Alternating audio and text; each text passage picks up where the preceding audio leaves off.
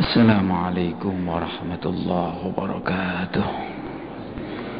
الفاتحة إلى خضرة النبي محمد صلى الله عليه وسلم، ثم إلى خضرة أخوانه من الأنبياء والمرسلين والشهداء والصالحين والعلماء العاملين والمصنفين وجميع ملائكتك المقربين، ثم إلى أرواح آبائنا وأمهاتنا وأجدادنا جدادنا ومشايخنا مشايخنا، خصوصا لا رحمة على في هذا الكتاب أن الله يتغشاهم بالرحمة والمغفرة، وأن يعيد علينا من بركات ونفاخة في الدين الدنيا الآخرة، وإلى خضرة النبي محمد صلى الله عليه وسلم. الفاتحة.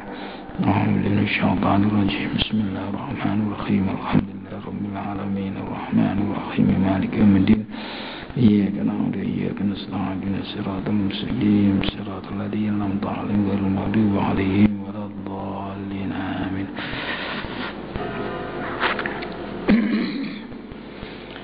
بسم الله الرحمن الرحيم. الحمد لله رب العالمين وبه نستعين على أمور الدنيا والدين، والصلاة والسلام على أشرف الأنبياء والمرسلين سيدنا مولانا محمد وعلى آله وصحبه أجمعين. أما بعد. Bapak-bapak dan ibu-ibu jemaah Masjid Agung Jamek Malang yang dimuliakan Allah Subhanahu wa taala, serta para pendengar di rumah yang budiman, marilah kita senantiasa bertasyakur, memanjatkan syukur kehadirat ilahi Rabbi Allah Subhanahu wa taala, di mana di pagi hari ini rahmah, hidayah dan inayah Allah masih selalu menyertai kita bersama, sehingga kita bisa melanjutkan kajian kita, taklim kita, mubahasah kita tentang kitab Bulughul Maram.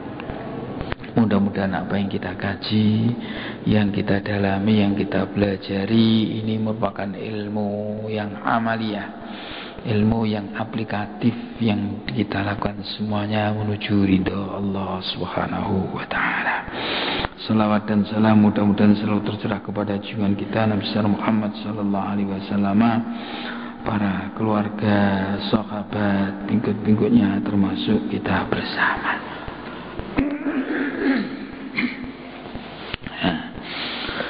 Pagi hari ini kita akan bicara mengenai bentuk sholat sunnah yang lain. Kalau minggu-minggu kemarin kita bicara sholat witir, sholat malam, termasuk di dalamnya sholat witir. Di hadis 315 ini dari Aisyah, saya bacakan. Bismillahirrahmanirrahim. An Aisyah radhiyallahu anha qalat, kana Rasulullah sallallahu alaihi wasallam yusalli duha arba'an aw yazida ma syaa, rawahu Muslim.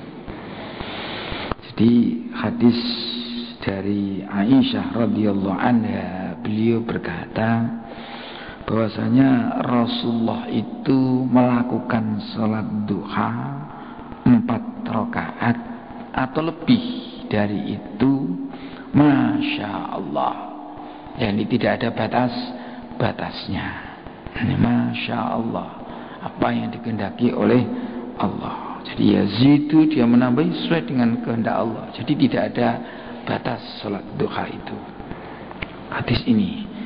Kemudian hadis berikutnya masih 315, walahu anha. Ini juga masih ada dari riwayat Muslim juga. Ini annaha su'ilat, bahwasanya Rasul pernah ditanya. Aisyah pernah ditanya, hal kana Rasulullah yusalli duha, apakah Rasul itu salat duha? Qalat, Aisyah menjawab, la, tidak. Illa ayyaji'a min maghribihi, kecuali ketika beliau itu datang dari perjalanannya. Dalam satu teks lagi, walahu juga Muslim lagi sama, anha dari Aisyah juga, ma ra'aitu Rasulullah sallallahu alaihi wasallam yusalli qattu subhatad duha. Saya tidak melihat Rasulullah itu salat sama sekali pada waktu duha. Tapi Aisyah mengatakan, wa inni la usabbihuha, dan saya ini sungguh melakukan sholat duha. Nah, ini kan kita jadi confused, jadi bingung. Ada 3 hadis sama-sama riwayat Muslim, tapi satu riwayat ada mengatakan yang pertama itu riwayat Bukhari Muslim, tagnya saja Imam Muslim. Yang satu menetapkan bahwa Nabi itu sholat duha, bahkan disebutkan rakaatnya 4 rakaat. Ini satu hadis. Kemudian yang kedua juga dari Aisyah, bahwa Nabi itu tidak pernah sholat duha kecuali ketika beliau itu datang dari suatu perjalanan. Yang ketiga, jadi yang ketiga ini dari Aisyah juga, bahwa beliau melihat bahwa Rasul, dia tidak melihat Rasul itu pada waktu duha itu sholat, tetapi Aisyah itu sholat duha. Jadi dia tidak melihat Rasul itu sholat, tetapi beliaunya itu sholat duha. Nah, tak bacakan saja sekarang bagaimana analisis ketiga teks ini menurut Syekh Alwi Al-Maliki. Ini al-makna al-ijmal min mahasin lil Islam. Ini anju ila likulli waqtin wadhifatun min wadhaifil ibadah wajibatan kanat au masnunatan wa nawwa'aha li alla yadtajiran nafsu min mulazamati naw'in khasin rifqan bil ibad wa hadha terus dah rifqan. Jadi termasuk kebagusan Islam. Islam itu bagus. Allah itu atau Islam itu menjadikan setiap waktu itu ada tugas, ada sesuatu yang dilakukan. Ya, baik sesuatu yang dilakukan itu merupakan ibadah sunnah ataupun ibadah yang wajib. Ini ada setiap waktu itu ada. Contohnya waktu siang itu duha, terus nanti ada waktu zuhur, mungkin ada tengah malam. Ini di dalam waktu-waktu itu ada tugas-tugas yang sebaiknya dilakukan, baik itu merupakan kewajiban ataupun merupakan persoalan-persoalan yang sunnah. Kenapa kok dibuat tanawwu itu, tanwik itu? Mungkin ada ya baca Quran, mungkin aurat, macam-macam. Itu macam-macam zikir, itu macam. Itu tujuannya li alla yattajiran nafsu min mulazamati nau'in khas, supaya nafsu jiwa ini tidak merasa bosan. Ya. Jadi kalau dengan satu bentuk kegiatan, nah jadi maka bentuknya kegiatan itu macam-macam, di samping rifqan lil ibadah, lil ibad, supaya Allah itu, Islam itu juga kasihan kepada jiwa ini. Nah, jadi ada bentuknya, ini layak untuk sholat, ini mungkin untuk zikirkan macam-macam, mungkin ada baca Quran, mungkin ada zikir, mungkin untuk waktu belajar, kemudian waktu bekerja itu tanawu macam-macam. Ini tujuannya supaya jiwa ini tidak mudah bosan tanawu ini. Nah, untuk kita bagaimana? Ini ya terserah, karena di dalam kitab hikam itu kita itu bisa memilih ya mungkin ada kita, kecuali yang wajib. Yang sunnah itu terserah kepada moodnya kita, mood. Jadi kadang-kadang orang itu ada yang kecenderungan bisa bangun malam terus, bisa. Tapi satu orang tidak kuat bangun malam. Ada orang itu kalau disuruh silo kuat, tapi suruh puasa tidak kuat. Ada orang itu kuat tirakatnya kuat, tetapi diajak wiridan nggak patek kuat. Ono sing mangane akeh, tapi wiridane ku. Nah, ini kan ternyata jiwa orang itu beda-beda. Nah, oleh karena itu Allah buat tanawu'ul bentuk-bentuk ibadah itu macam-macam. Nah, nanti soalnya ada ya, terus gimana, yang penting menurut saya di sini itu kalau kita melakukan yang wajib harus, yang persoalan sunnah ini kalau bisa istiqomah sesuai dengan mood kita. Diurang kalau istiqomah itu luar biasa. Ada mengatakan al istiqomah afdalu min alfi karamah, lebih utama daripada 1000 kekeramatan. Ini jadi ada mengatakan al istiqomah itu yurisul karamah. Istiqomah itu bisa menyebabkan orang jadi keramah. Dan ini mujarrab itu dicoba dan apa istilahnya itu, kalau jamu itu mujarrab itu dari bahasa Arab. Mujarrabun telah dicoba, tapi dicoba hasilnya sesuai dengan apa yang dia maksudkan. Maka Indonesia mengatakan jamu itu mujarrab, jamu itu mandi. Ya, ini juga yang mujarrabun. Yang mengatakan biasanya ulama-ulama dulu banyak jenis istiqomah ini. Nah, nanti di sini ada ya. Nah, ini salah satu bentuknya lagi, yaitu salat duha. Jadi kapan waktu duha itu? Inda irtifa'i syamsi. Nah, ini inda irtifa'i syamsi. Jadi di sini apa mikdarun birtifaiya nahfarum kin minal masyrik. Jadi ketika matahari itu terbit, kita satu tombak di sebelah timur. Ini termasuk apa namanya waktunya sholat duha. Nah, terus ini sunnah syari' sholat duha wa aqalluha rak'ataini. Nah, ini yang minimal sholat duha itu 2 rakaat.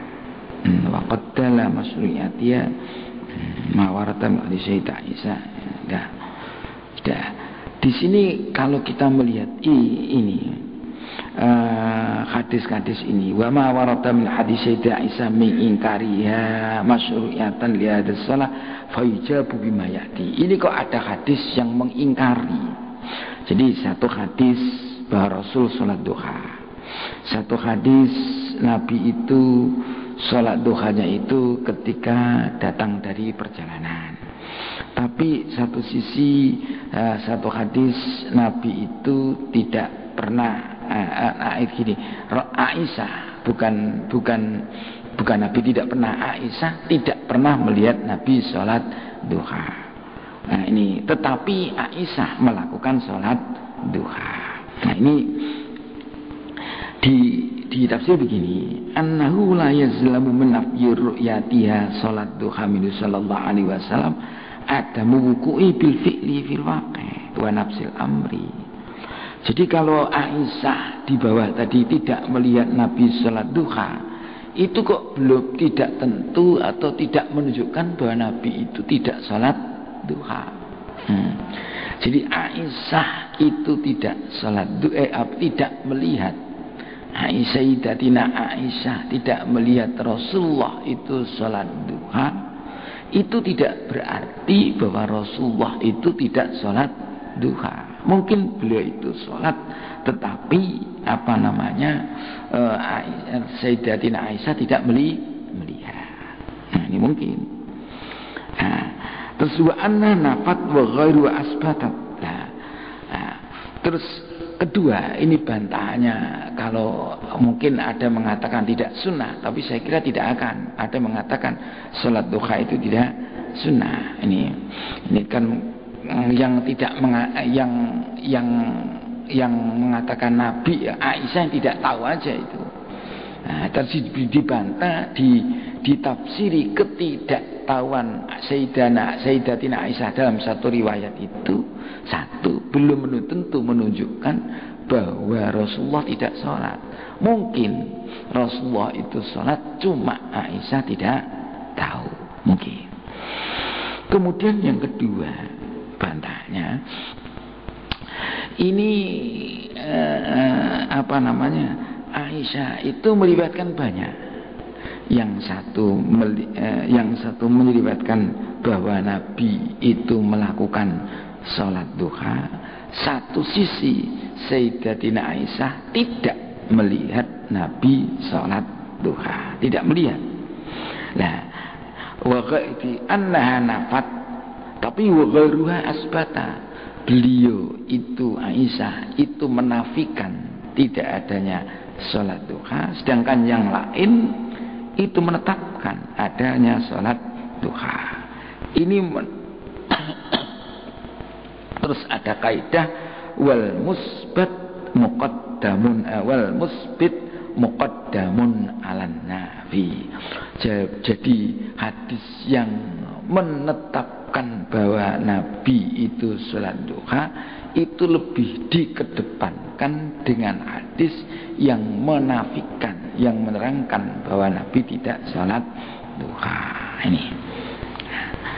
Ini lagi di samping itu, walaupun Nabi Aisyah tidak melakukan itu, Aisyah tidak melihat Nabi sholat duha, tapi wa inni la usabbihuha, tapi saya, kata Aisyah, la usabbihuha, sungguh saya itu usabbihuha di sini artinya itu melakukan.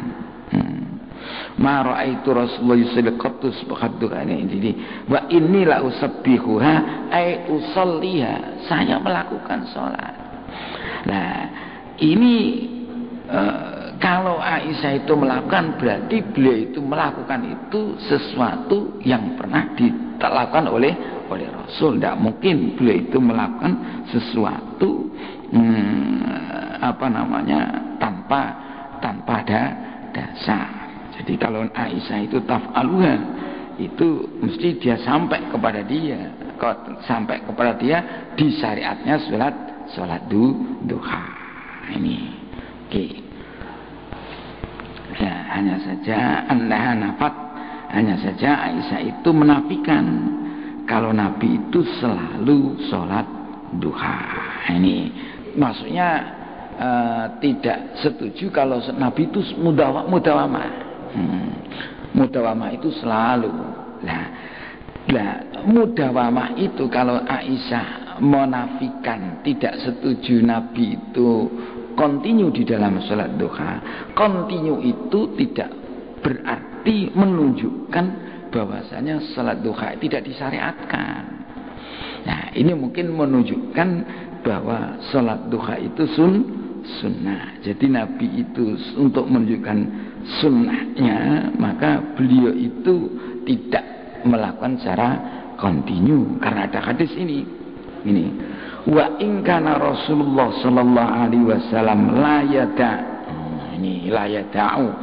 yada'ul amal wa huwa yuhibbu ayya'mala bihi khasyata ayyak malabihin nas fayufradu alaihim. Ini sungguh ini kalau kita mau bicara nahu, ada in, ada la.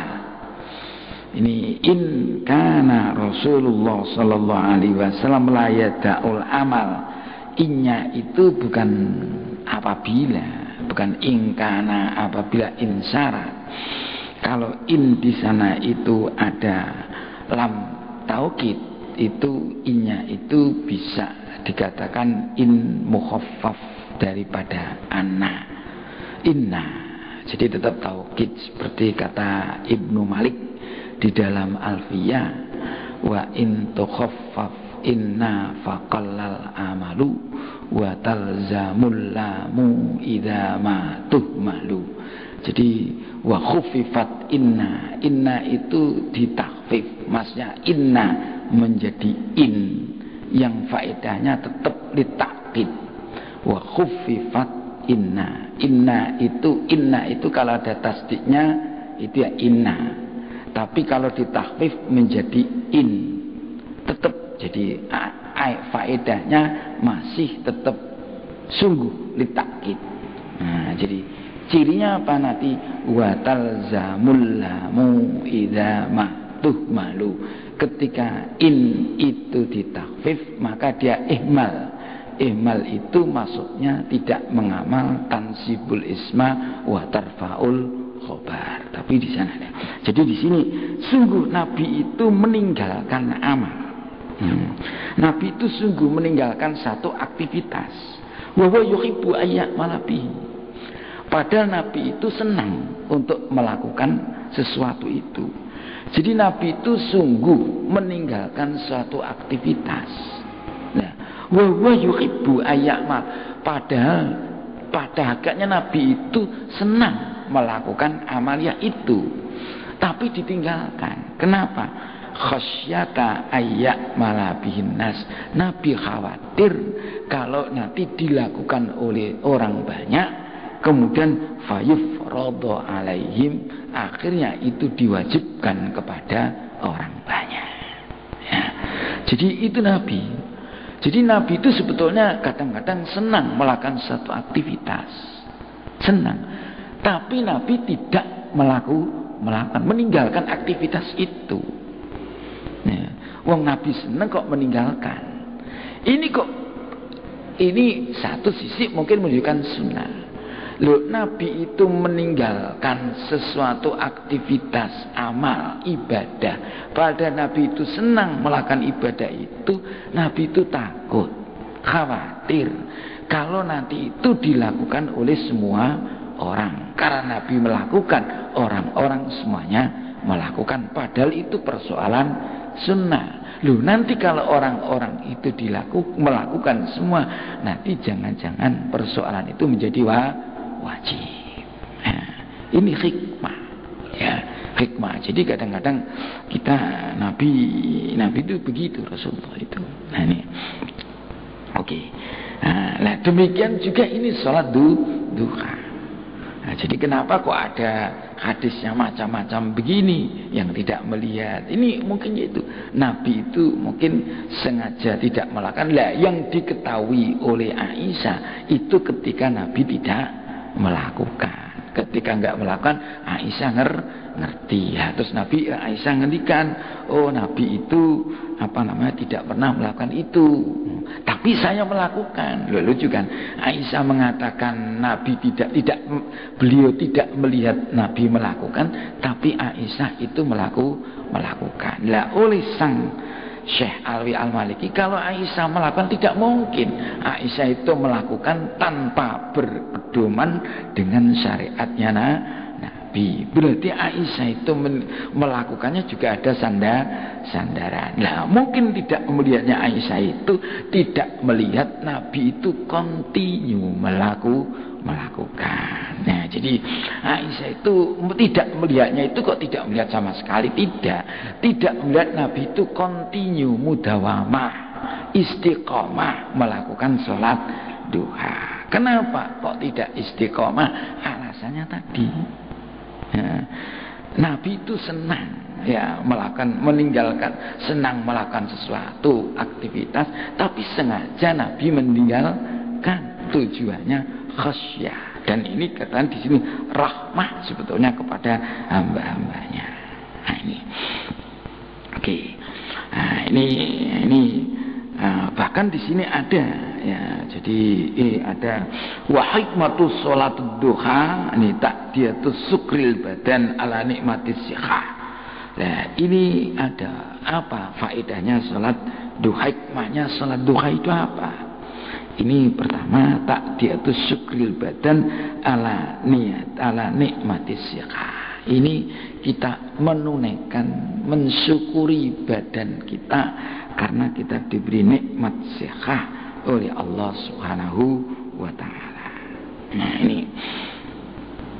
ini ada hadis ya, yusbihu ala kulli sulama minan nas sadaqatan. Kok yusbihu?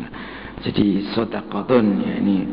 Jadi begini, setiap sulama itu ini pergelangan, persendian ini dari orang ini ada sedekahnya. Sedekahnya lah, sedekahnya ini wa yaqumu maqama dzalika rak'atani yarka'u minad duha. Lah sedekahnya tiap-tiap persendian ini sudah cukup kalau orang bisa melakukan sholat duha 2 rakaat. Jadi kalau itu jangan ditinggalkan, karena itu merupakan bentuk syukurnya kita, mensyukuri badan kita karena diberi kesehatan oleh Allah Subhanahu wa taala. Ini yang pertama. Jadi ada juga wa min fawaidiha annaha tukaffiru dzunub. Ya, jadi dia as-saghair. Jadi ada satu lagi, salat duha itu bisa menghapus dosa-dosa yang kecil. Man hafadha ala syaf'atid duha ghufirat dzunubuhu wa in kanat, di sini misla zabatil bahr. Nah ini, jadi barang siapa ini continue di dalam salat duha, maka dosa-dosanya ini akan diampuni oleh Allah walaupun dosa itu sama dengan buihnya buihnya air laut. Sebetulnya banyak, kalau bapak-bapak ibu-ibu ingin tahu fadail macam ini, mungkin bisa dicari di dalam kitab-kitab yang lain. Ada mungkin dalam kitab azkar, di dalam kitab Irsyadul Ibad nih. Tapi biasanya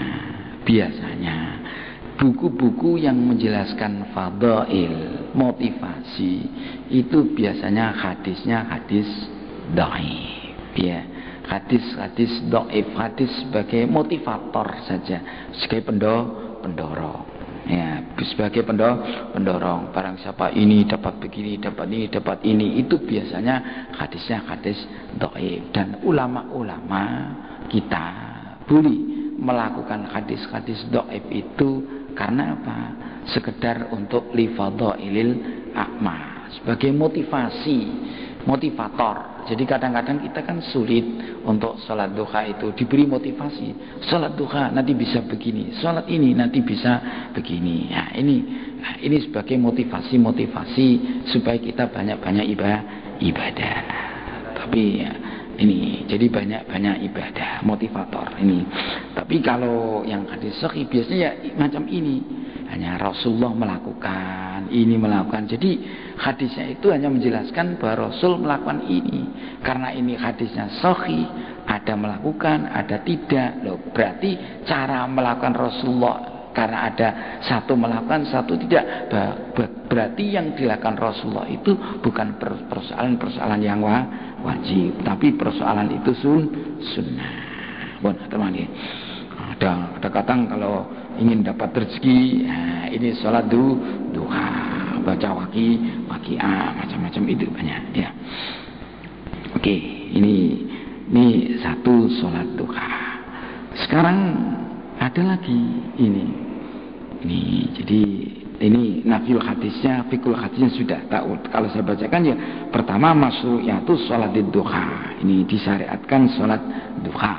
Dan jumlahnya tadi ada 4 rakaat, 2 rakaat, 4 rakaat, ada yang lebih. Nah, kalau kita di dalam hadis ada hadis lain, ini jumlahnya itu maksimal. Oh, ini di sini ada nanti. Maksimal ada. Maksud bacakan aja. An Zaid bin Arqam radhiyallahu anhu anna Rasulullah sallallahu alaihi wasallam qala salatul awwabin khina tarmadul fisal. Ini ada bentuk namanya salat awwabin. Salatul awwabin itu salatnya orang yang tobat. Awwab tobat. Dibentuk salatnya orang-orang tobat itu khina tarmadul fisal, ketika anak unta itu sudah merasa panas. Ketika merasa panas ya karena debu ini pasir, jadi padang pasir itu ketika sudah agak siang itu panas. Lah terus anak unta itu bangkit dari ini. Lah terus mereka itu waktu itulah waktunya sholatnya orang awwabin. Ini ada rawahu Tirmidzi. Jadi ini ada bentuk sholat namanya sholat awwabin. Ya ini sholat awwabin. Ya nah usulnya apa? Oh ya usolli sunnatal awwabin. Sholatnya orang yang tobat. Kalau ini menurut hadis ini sholatul awwabin itu siang. Nah, siang. Ya nanti mungkin sholat awwabin terus nanti sholat duha. Jadi kan ada lagi. Jadi ada sholat awwabin. Tapi kalau jenengan baca di kitab Bidayatul Hidayah, ini sholat awwabin itu ba'da sholatil maghrib. Sholat maghrib 2 terus 3 rakaat, kemudian ba'dal maghrib 3 rakaat, terus ada sholatul awwabin 4 rakaat. Ini teruslah. Jadi ini sholatnya orang yang orang yang tobat. Ada mengatakan ini sholat awwabin dia sholat duha. Nah, sholat awwabin ya kata khina yarmudul fisal itu ya sholat duha. Jadi sholat duha itu dah sholatnya orang-orang yang tobat. Jadi kalau orang-orang yang banyak tobatnya ya selalu sholat duha. Nah ini terserah interpretasi. Kalau kita mau mengacu kepada hadis yang awal, ya ini, jadi kita hadis kepada awal sholat sunnah ini, dan ini kan jadi ini kan ada sholat ini. Jadi ketika ada seorang yang namanya Robi'ah bin Malik al-Aslami itu, ini dari riwayatnya ini dia mengatakan, ini Robi'ah ini mengatakan bahwa Rasulullah pernah bersabda kepadaku, Robi'ah salni, tanya apa, mintalah kepadaku apa saja yang kamu minta.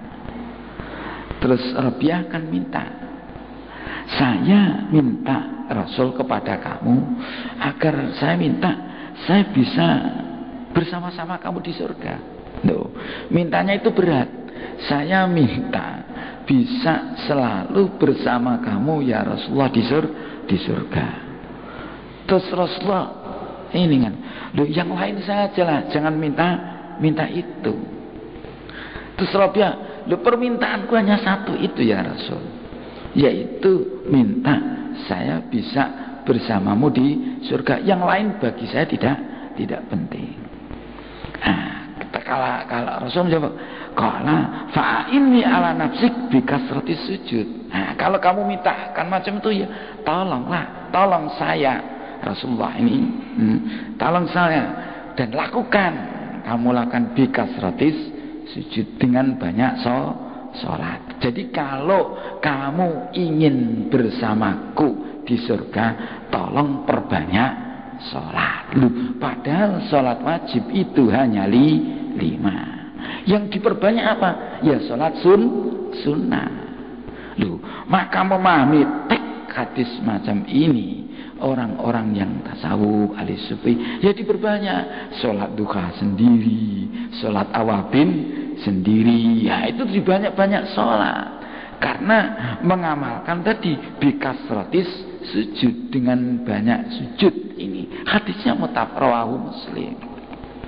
Nah ini memahami dari macam itulah. Cuma kemarin kan sudah ada, Rasulullah juga membatasi waktu-waktu mana kita melakukan sholat sunnah, mana-mana yang tidak boleh. Nah, ini namanya ulama-ulama ahli fikih mengatakan itu namanya sholat sunnah mutlak.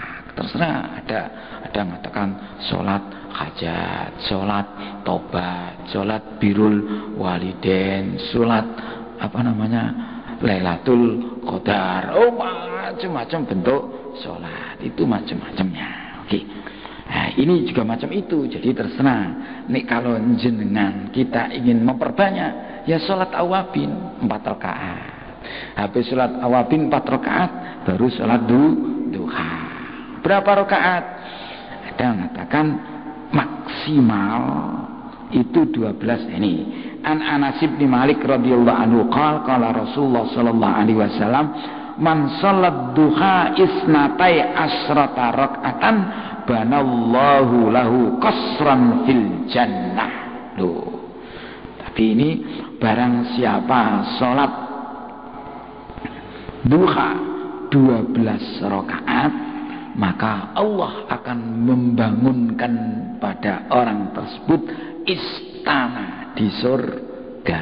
Jadi kalau kita mau nyicil rumah seperti ini di surga, sholat duha, ini bangun, nyicilnya di sini. Besok ketika kita ke surga sudah punya rumah, karena bangunnya di sini 12 rakaat sholat duha. Ini rawahu Tirmidzi wastaghrabahu. Nah ini wa an Aisyah radhiyallahu anha qalat dakhala Rasulullah sallallahu alaihi wasallam baiti fa shallat duha samaniya raka'atin.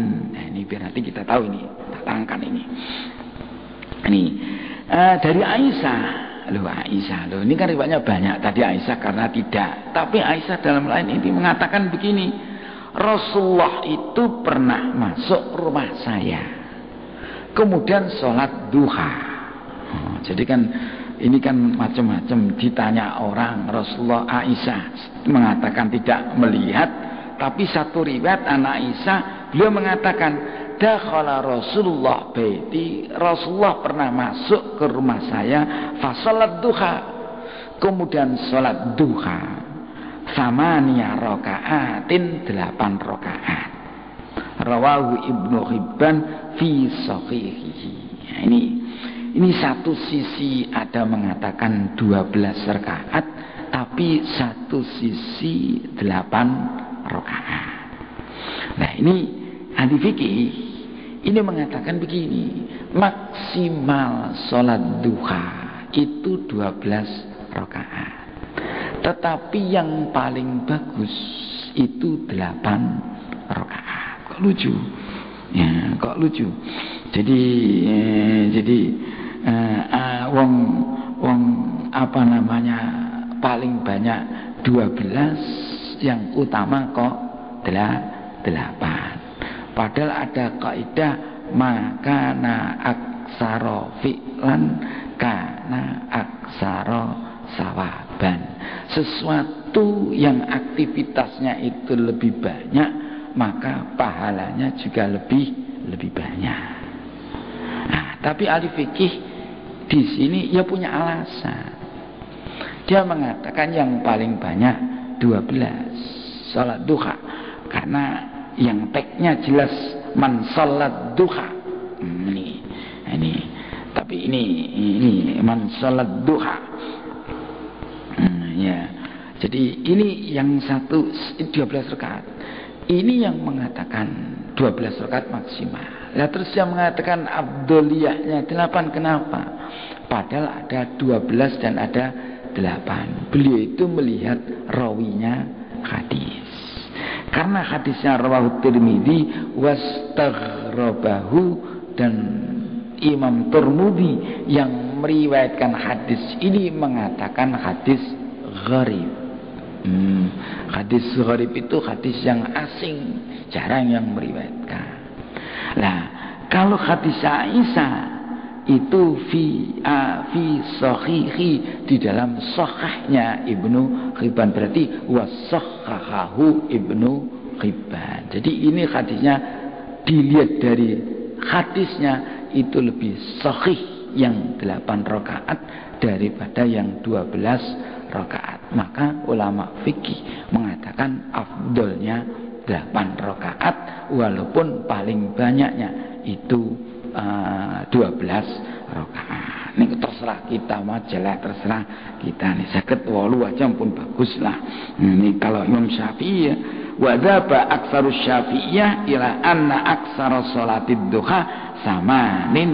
Nah ini di wa ba'dhum qala afdaluha samanin. Nah, jadi beliau mengatakan paling banyak, ada kalau Syafi'iyah paling banyak 12 rakaat, tapi mengatakan Ba'du Syafi'iyah tidak yang paling banyak. Ba'du Syafi'iyah tetap mengatakan paling banyak 12. Wa ba'dhum qala afdaluha, paling utama itu 8 rakaat. Alasannya apa? Li'anna aksara ma sahha anhu sallallahu alaihi wasallam. Itu yang banyak meriwayatkan hadis sahih itu 8 rakaat. Nah, ini kita nek sakit yaitu yang penting istiqomah. Yang penting istiqomah. Kadang-kadang itu kita tidak ujuk-ujuk kepingin sholat duha 8 rakaat. Terus suratnya pengen yang dawa. Nanti mari sholat duha maca wiridan yang banyak. Ya nanti baru 2 kali sudah males. 2 kali sholat duha, 3 kali sudah kesel. Ya enggak usah begitu. Caranya gimana? Iya kalau pemula ya dikit-dikit dulu lah, dikit-dikit dulu. Ya dikit-dikit. Karena nanti Allah itu Allah nanti akan meningkatkan kelas. Sing munggahno kelas kita niku Gusti Allah. Kelas 1 diunggahno kelas 2, kelas 2 diunggahno kelas 3. Ya kita melakukan saja. Nanti kita melakukan 4. Nanti oleh Allah itu hati kita diberi, oh iki wis wancine munggah. Terus dilalah wong itu gelem lakoni walu. Itu dilana karo pangeran. Oh, nanti itu Allah. Kalau sudah begitu luar biasa. Nek kita urung-urung kesusu, urung wayahe kelas 2 kok, urung kelas 6 kok kita itu sinau kelas 6 ya gak iso. Lah gak sedina ya males. Ini Allah macam itu. Jadi di tahapan-tahapan kita ibadah. Ya, jadi itulah. Jadi kalau kita macam itu, insyaallah nanti enak. Jadi ya pertama 2, nanti tambah 4, tambah lagi nanti 6, nanti 8, continue terus. Nanti enggak tinggal terus, nanti tambah lagi, tambah awabin, tambah lagi. Ya ini sholat yang macam-macam, sholat tasbih, tambah lagi, lama-lama macam itu. Makanya kadang-kadang kita melihat orang kok begitu sholatnya itu, kita kok sulit. Memang kelas itu ojo kesusu munggah, sidik tok dilakoni nanti pun. Ini sekarang ada hadis lagi ini terakhir mungkin bab ini ya, ini terakhir ini. Nanti besok kita sudah bab buku yang lain.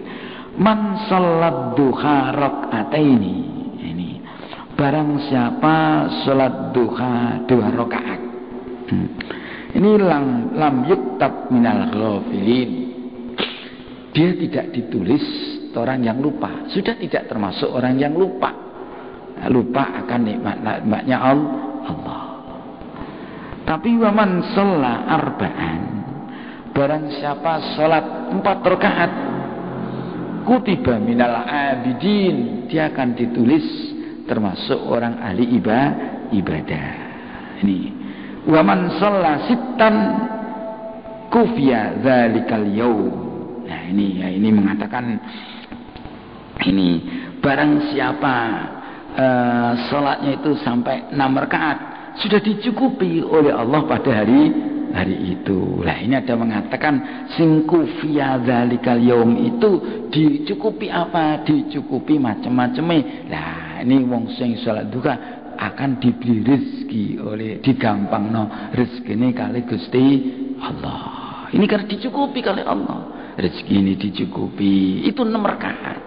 Loh, ini target ini ya ini terserah kita. Nah, jadi ini baru 6 rakaat tok, ini sudah. Lah makanya ada mengatakan wong sing salat duha sudahlah kalau kita kepengin gangsar rezekinya salat duha. Jadi ketika mau berangkat ke pasar salat duha dulu baru berangkat ke pasar. Insyaallah kufia dicukupi oleh Allah segala-galanya di hari itu. Yakin. Nah, wa man shalla samanian barang siapa salat 8 rakaat kataballahu minal qanitin. Nah, ini kalau sampai 8 rakaat ini termasuk orang yang jungkung ibadah. Ini qanitin itu orang yang jungkung ibadahi. Nah, ini qanitin, muknitin terus ibadah. Wa man shalla sintai asrata rakaatan banallahu lahu baitan fil jannah.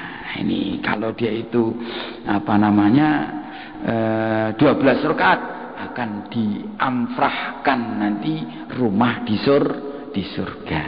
Nanti wa ma min yaumin wa lailatin illa lillahi mannun yamunnullahu bihi ala ibadihi wa sadaqatun. Ini tidak ada dalam satu hari dan satu malam ini kecuali Allah itu akan beri nikmat. Yang Allah itu akan memberi ada nikmat di situ yang Allah berikan kepada hambanya Allah. Dan bukannya nikmat ada manun, juga ada sedekah. Allah akan disedekah setiap hari. Wa man manallahu ala ahadin min ibadihi afdalu min ayyuhmilahu zikrahu. Jadi yulhimahu zikrahu. Tidak ada ya manallahu, tidak adalah nikmat yang paling besar, nikmat yang paling bagus, yang paling utama yang diberikan oleh Allah kepada hambanya min an yulhimahu zikrahu, daripada dia itu diberi ilham, diberi ilham untuk ingat kepada Allah. Jadi nikmat yang paling besar dari Allah kepada hambanya, yaitu Allah memberi hamba itu ilham supaya dia selalu zikir kepada Allah Subhanahu wa ta'ala. Kalau kita setiap saat itu bisa ingat kepada Allah Subhanahu wa ta'ala, itulah nikmat yang paling besar, yang paling utama yang diberikan Allah kepada kita. Oleh karena itu orang itu kan kalau wiridan kadang sudah bernafas. Kalau orang sudah ahli itu setiap tarik nafas itu zikir terus.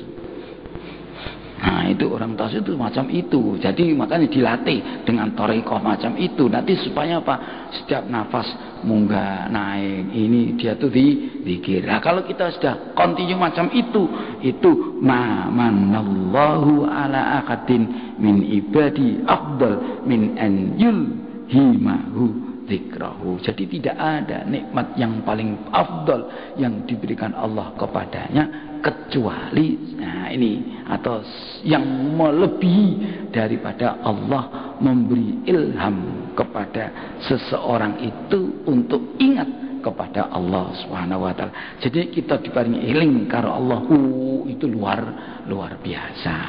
Karena kalau kita ingat kepada Allah, saya yakin kita tidak akan melakukan pelanggaran. Kalau kita ingat kepada Allah, mungkin kalau ada ajakan untuk taat akan segera kita penuhi. Ada ajakan untuk jihad akan segera kita penuhi karena ingatan kita kepada Allah Subhanahu wa ta'ala. Wallahu a'lam bishawab. Besok minggu depan kita ganti juz 2. Kita bicara mengenai sholat jamaah insyaallah.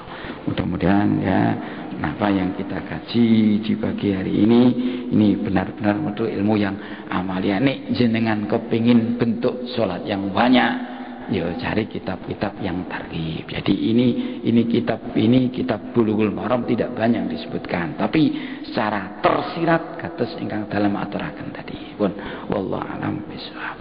A'udzubillahi minasyaitonir rajim. Bismillahirrahmanirrahim. Alhamdulillahirabbil alamin. Hamdan yuafi ni'amahu wa yukafi mazidah. Ya Rabbana lakal hamdu kama yanbaghi li jalali wajhikal karim wa 'azimi sultanik.